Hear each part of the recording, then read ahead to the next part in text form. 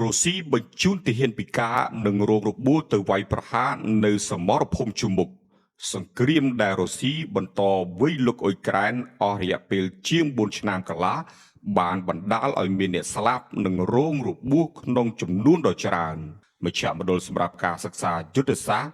និងអន្តរជាតិហៅកាត់ CSIS បានប៉ាន់ប្រមាណកាលពីខែកក្កដាថាចំនួនអ្នកស្លាប់និងរងរបួសរបស់កងទ័ពរុស្ស៊ី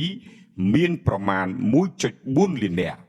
កាលពីថ្ងៃទី11ខែសីហាអគ្គសេនាធិការដ្ឋានអ៊ុយក្រែនបានអះអាងថារុស្ស៊ីបានបាត់បង់កងទ័ពប្រមាណ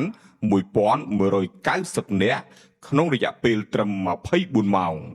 ការខាត់បងដ៏ធំធេងនេះបានធ្វើឲ្យវាមានក្រំឡាំងជួបការលំបាកក្នុងការជ្រើសរើសទាហានថ្មីឲ្យបានគ្រប់គ្រាន់ដើម្បីបន្តការវាយលុកនៅអ៊ុយក្រែនអតីតមន្ត្រីរបស់អ៊ុយក្រែនលោកមីក្លាមេនិកបានអះអាងថារុស្ស៊ីកំពុងប្រើវិធីសាស្ត្រមួយដែលបញ្ជូនទាហានរងរបួសឬពិការទៅខាងមុខជាមុនពួកគេអាចត្រូវបានប្រើជាអ្នកបញ្ឆោត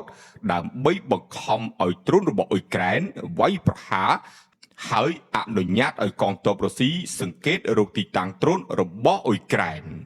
បន្ទាប់មកកងកម្លាំងរុស្ស៊ីអាចព្យាយាមបង្ក្រាបទីតាំងទាំងនោះមុនពេលបញ្ជូនទាហានដែលមានសមត្ថភាពប្រយុទ្ធខ្ពស់ចូលទៅកាលពីខែឧសភាឆ្នាំ2026ទាហានរុស្ស៊ីអាយុ50ឆ្នាំម្នាក់ឈ្មោះ Sergei Alexandrovich Pizachik ត្រូវបានរាយការណ៍ថា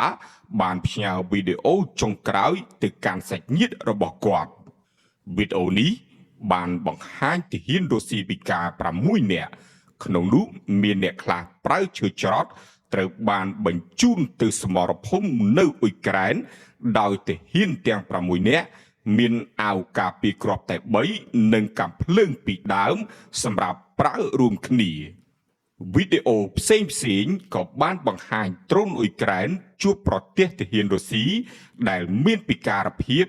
ដោយខ្លះដើរដោយប្រើឈើច្រត់ឬឈើជំនួយអ្នកសរសេរប្លុករុស្ស៊ីម្នាក់ក៏បានលើកឡើងពីករណីអ្នកស្ម័គ្រចិត្តម្នាក់ដែលមានរបួសដល់ខួរឆ្អឹងខ្នងនិងជើងពិការប៉ុន្តែត្រូវបានប្រាប់ឲ្យទៅជំមុខទោះបីស្ថានភាពរាងកាយមិនអំណោយផលសម្រាប់ការប្រយុទ្ធក៏ដោយអតីតទាហានអង់គ្លេសលោក John Pinner ដែលធ្លាប់ប្រយុទ្ធនៅ Mariupol បាននិយាយថាការបញ្ជូនទាហានរងរបួសត្រឡប់ទៅសមរភូមិអាចជាវិធីសាស្ត្រមួយសម្រាប់រុស្ស៊ីក្នុងការរក្សាចំនួនកងទ័ពនៅជំមុខដោយមិនចាំបាច់ប្រកាសការកេណ្ឌទ័ពទ្រង់ទ្រាយធំម្ដងទៀតទោះជាយ៉ាងណាការពឹងផ្អែកលើទាហានដែលអស់កម្លាំងរងរបួសចាស់និងខ្វះសម្ភារៈអាចធ្វើឲ្យសមត្ថភាពប្រយុទ្ធរបស់រុស្ស៊ីធ្លាក់ចុះនិងប៉ះពាល់ដល់ស្មារតីកងទ័ពក្នុងរយៈពេលវែង។